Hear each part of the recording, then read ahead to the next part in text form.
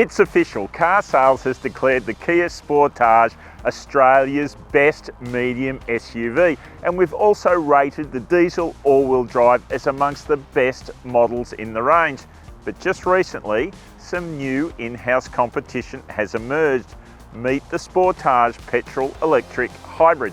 So which works better for you? Diesel grunt or hybrid frugality? Let's check them out spec for spec and drive them back to back to see which model emerges ahead in this shootout between the best of the best.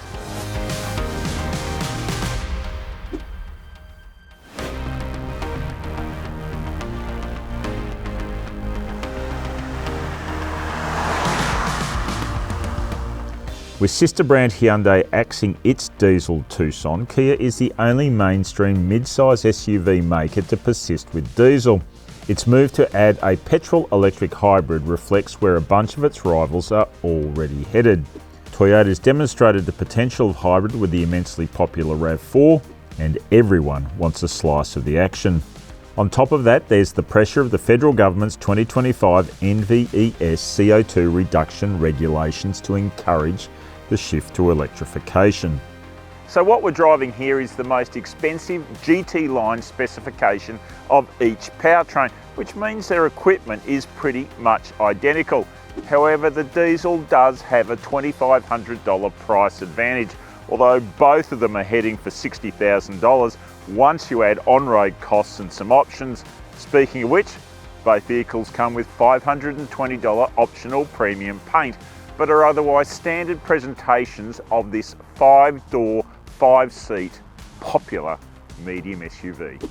Along with its cheaper price, the diesel Sportage also has cheaper service costs. Both vehicles also come protected by Kia's excellent 7-year unlimited kilometre warranty, which remains a major selling point for the brand. The 5th generation Sportage has been around in Australia since late 2021 and has become a familiar sight on our roads, especially thanks to these boomerang driving lights. It's a very distinctive feature. Not much is different externally between these two. The diesel rides on 19-inch wheels and tyres and the hybrid's on 18s. But as GT lines, they both get a panoramic sunroof, gloss black roof rails, a power tailgate and a full set of LED headlights and taillights. Okay, so let's check under the bonnets because that's where the real differences lay between these two Sportages. The turbo diesel is powered by a 2-litre 4-cylinder engine that works with an 8-speed auto to drive all 4 wheels. The hybrid, well, that's a 1.6-litre turbo petrol engine that works with an e-motor, a small lithium-ion battery pack and a 6-speed auto to drive only the front wheels.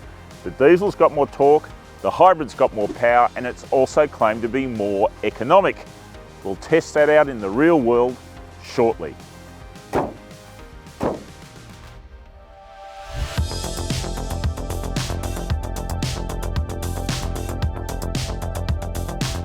Hop in the driver's seat, and unsurprisingly, these two Sportage GT lines come across very similar. Proceedings are dominated by these two 12.3-inch digital screens behind a single piece of curved glass, but they also get shift-by-wire gear dials, a combination of leather and suede seat trims, and piano black faux wood and faux metal inserts.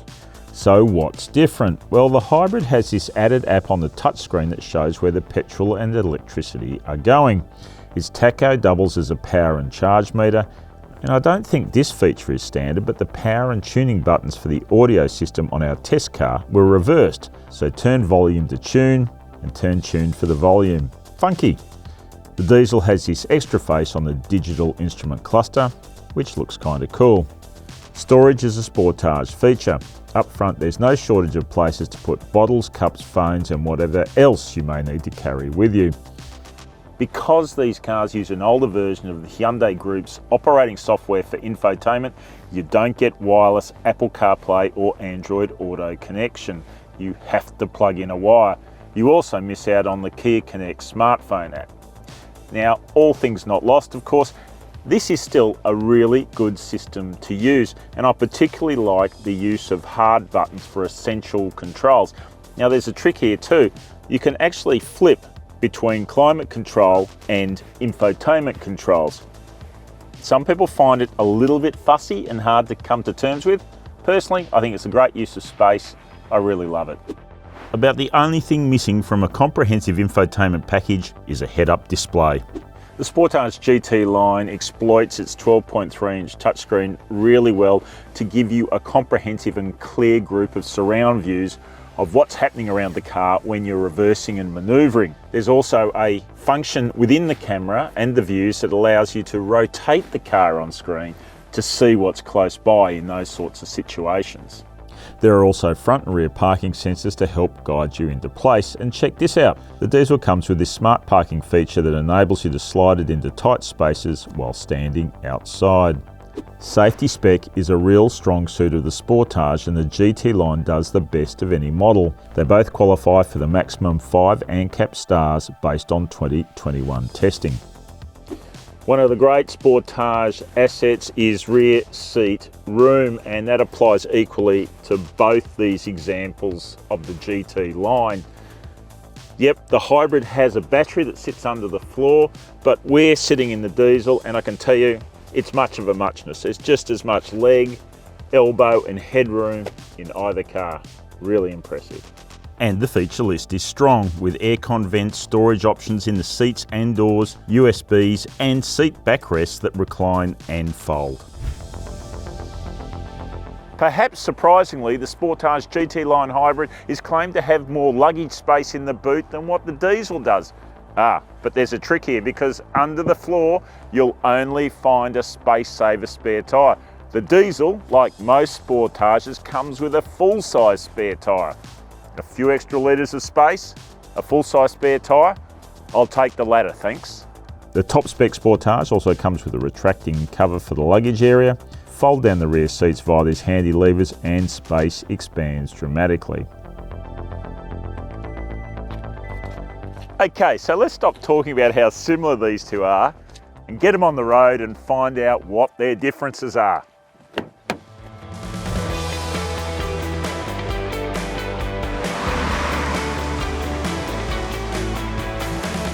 Okay, the known quantity first, the diesel, and it doesn't take long to remember why we rate this vehicle so highly.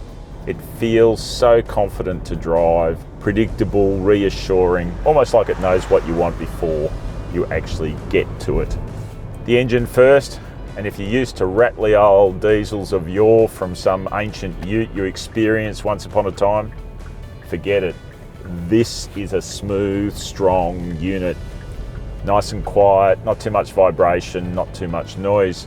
I hope the Kia Tasman Ute has a diesel engine as good when it launches in 2025. There's a few tingles, sure, through the fingertips, and when you rev it hard, you do get some noise coming through. But overall, it's a very, very well-tuned unit, and it works really well with the 8-speed auto. Now, Kia's earned some real plaudits and praise over the years for its local dynamic tuning program, and this vehicle is definitely a beneficiary of that. Ride and handling's fantastic. So the handling first, it's got good body control, it's got accurate steering, it really feels confident in what you're doing on the road with it. I particularly like about the steering that even if you go into sport mode, it's not too heavy. It just remains reasonably light and accurate. The ride, well, you have to retain a certain amount of firmness about these cars, or control, so you don't slop around. But there's also a suppleness here that ensures all passengers are comfortable. It's a great balance. Overall, terrific car. Really well executed and quite obvious why it's our medium SUV of the year.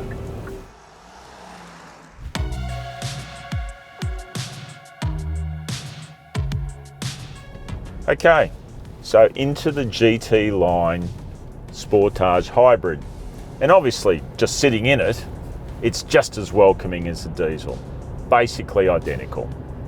But once you get moving, it's not as impressive as the diesel. Obviously, the e-motor tries to look after acceleration from that tip-in throttle perspective, so that's very smooth and very quick to respond, whereas the diesel has that little bit of lag.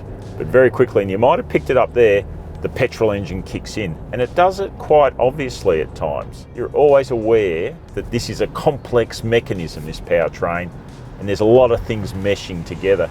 This powertrain also doesn't have quite the pulling power response of the diesel. That is a very strong unit from that point of view. This one's very decent, but just not in the same category. Now, I already mentioned that the diesel benefits from Kia's local chassis tuning program. This car does not. The hybrid was under development during COVID, and the car and the experts required to do the program simply couldn't be brought together from Korea and Australia. So it picks up the diesel's suspension settings, and that shows in the way it doesn't quite have the same control and the same confidence. The diesel was chosen because they're roughly the same weight, but that's just the start point. You talk to chassis experts and they'll tell you it comes out to axle weights and all sorts of other things. Just throwing one chassis setting from one car to another because they weigh roughly the same is just the starting point. Now, the worst bit though is the steering.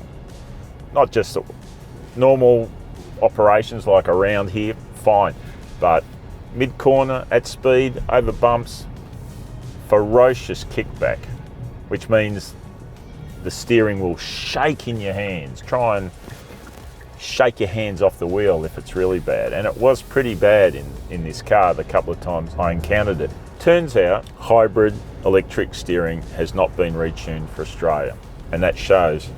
Now, steering kickback is a trait of front wheel drive, and so is torque steer, which means you turn and accelerate at the same time. You'll get some wheel spin and some pulling on the steering wheel, and this car has that too. Okay, ride then. Ride is very good. Not quite as good as the diesel, but very close. Maybe lacks just a little bit of that balance between handling and ride that makes the diesel so good. But they're very close in that regard. Overall, decent car. But the Sportage diesel is a better drive. And so, to fuel economy. Well, on a 140 kilometre back-to-back run over the same varied loop, these two cars came out with identical fuel consumption figures of 7.3 litres per 100 kilometres. The diesel got closer to its claim, but the hybrid issued less of that toxic CO2. Considering the badge is the same on both cars, it's actually quite surprising the different experiences delivered from behind the wheel. The hybrid is good, but that diesel is even better. In fact, it's a great car overall. It has very few, if any, weaknesses. It's certainly a package the hybrid struggles to match in many ways. No wonder we like it so much. Which is why the Kia Sportage GT-Line diesel wins this in-house brawl.